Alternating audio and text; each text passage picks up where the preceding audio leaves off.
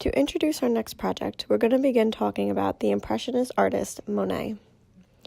I would like you to take a look at the following paintings and notice texture, color, brush strokes, anything that you would like to point out. Let's go over now some history on Monet. He was born in Paris in 1840. As a young child, he began sketching figures and selling charcoal caricatures.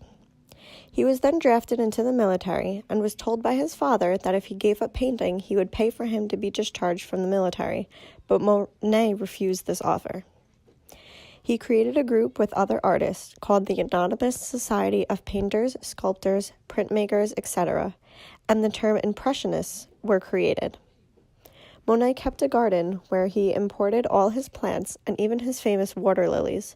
He would have full-time gardeners to dust the water lilies off so they were ready for him to start painting. This is probably one of his most famous pieces of work, which is the water lilies, and it can be seen in MoMA currently in New York City. And it is done in a triptych, meaning it is 3 panels that are hinged together. I would like you to take notice of the colors that he uses and the theme of nature along with the texture in which he paints.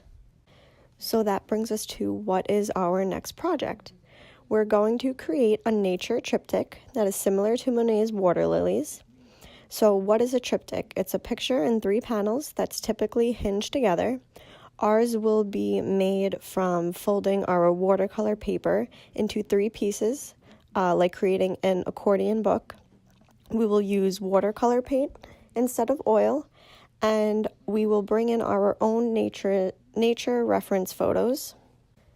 This is an example of what an accordion book might look like. However, ours won't be as long as we will only be creating 3 panels to paint on. And these are some examples of what you might consider bringing in. Think about your favorite place to be in nature, any pictures that you might have or that you feel connected to. These I took from the internet by Googling, but I also encourage you to take your own photos to bring in to paint.